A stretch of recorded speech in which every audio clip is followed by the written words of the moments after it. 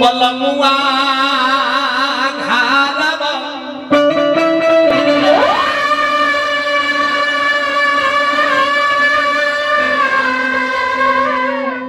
अरे चैता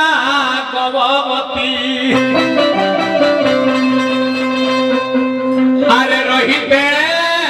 पलमुआ घरे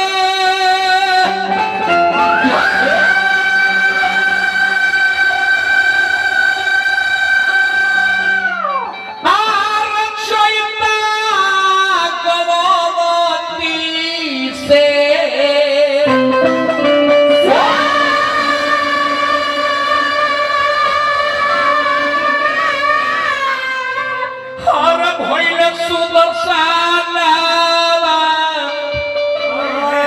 कठोर रे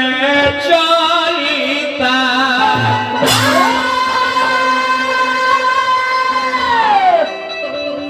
तारा कटियों के गीत देखे याद हो लेके हंस खरिहानी में बोलाओ तर मेहरारू के खरिहानिया में का जैसा करता है ऐसा एक बार बढ़ा के रहिया मैं मैदान में कहते सुना हो कोनो तोर बाबू डीएसपी से बियाह नहीं कर कइले ना कन्या बन के घरे रहता हां खेत में जियान होता साला साफ भैंसा हो के बिगले बा सब के कटिया करके खरिहानी में आवता आई कटिया करावे गोल खरिहानी में भेजाते हंसुआ लेके आ तू कन्या बन के रहू हां चला कटिया करके हमर प्यारी धनिया हम ना जाएंगे ना देबे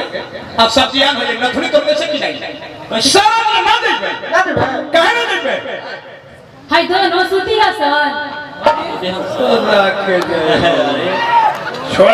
के के वही काम बन नहीं लड़ावला के हम कहता नहीं घर में बंटवारा हम ना करके जाता नहीं हम है कौन भाई हां हम है के घर के गार्जियन हां तई लोग कहीं कटिया कर चलो तू चलबे कि ना चलबे चलबे कि ना चलबे रुक मार रह जा तो हम व्यवस्था दे देते रुक ने को संजय भैया टैक्सी के माध्यम से पुरस्कार हार्दिक प्रणाम ना देबे ना जाएंगे ना देबे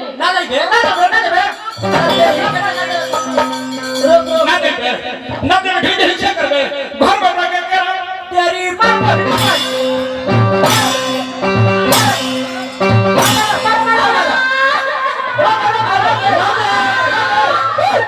एकरे माई के आलू जब खिया मांगे तो ना देबे अहो बूढ़ा तोरा चलते मेहरानी के मार के बर्बाद कर दी हां करा ठीक बा हम जाना तारी जहिना से चैत चढ़ल बा बहुत अंदर खुल तो सिर्फ तरह हो गई बता चला हम कटिया करन तू खाली निहुरो रही छोट भैया आरी पे खाली निहुरो रही चला अब बुढ़िया कहां गए बुढ़िया कहां गए हम जाना तारी के बचदानी के प्रश्न करे ले बिया हम कटिया करब हां उधर के मुठिया आई चलो बोलो बचदानी दा मुंह खा गइल बाबू चल के बुढ़िया चल तोरा चलता मेहरारू बताओ हई कच्ची कली हम कि ओरिजिनल हो ए ससी बाबा इनकर न स्त्रीलिंग हो न पुल्लिंग हो इनकर उभय लिंग हो खाली दू गो बात माइको पे बोलो आई सुई लगा के फुलवा के देखा करके हमर कणुवार देखणुवार हो अरवार कठणुवार ओकरा में दूध ना गिरे कहे के भाव बा ले लो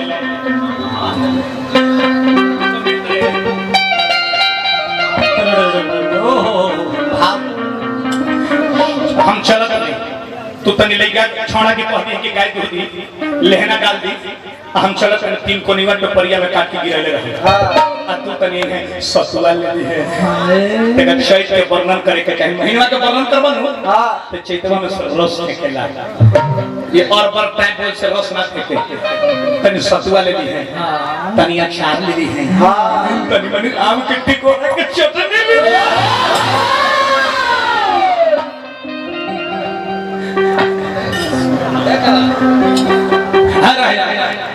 ए बूढ़ी चटनी चटाई दे कने गेली बुढ़िया बुढ़िया बोला बोला बोला ए बुढ़िया चटनी चटाई दे देखो आइल चोरी तारा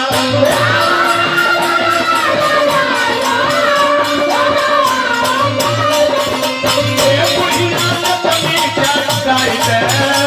देखो आइल चोरी तारा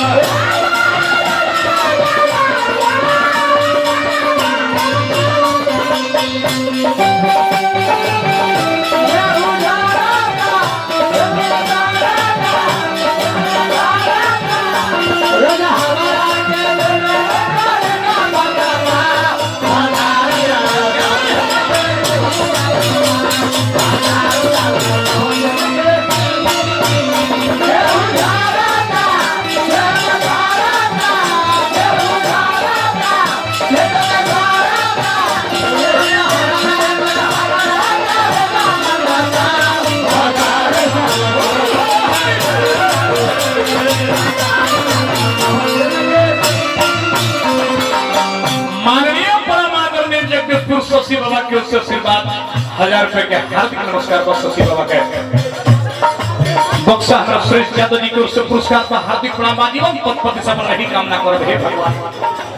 कैसन चैत के महीना बा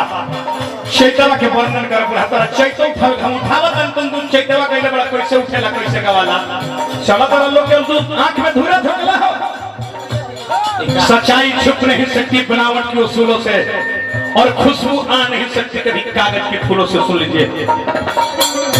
हमारे बिजली बाबा की ओर से आशीर्वाद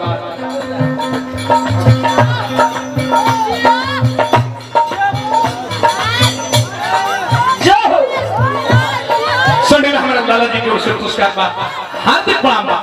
कहे के बाद भाई को पुरस्कार हार्दिक प्रणाम बा जीवन पद प्रतिष्ठा रहे भगवान से कामना करो हम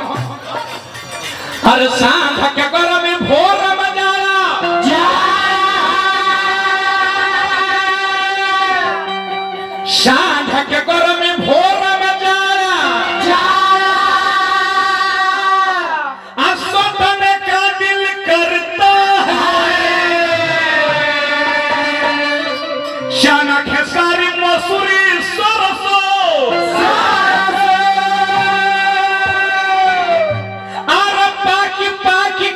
झरता है ए बुढ़िया हो रहा चिकाई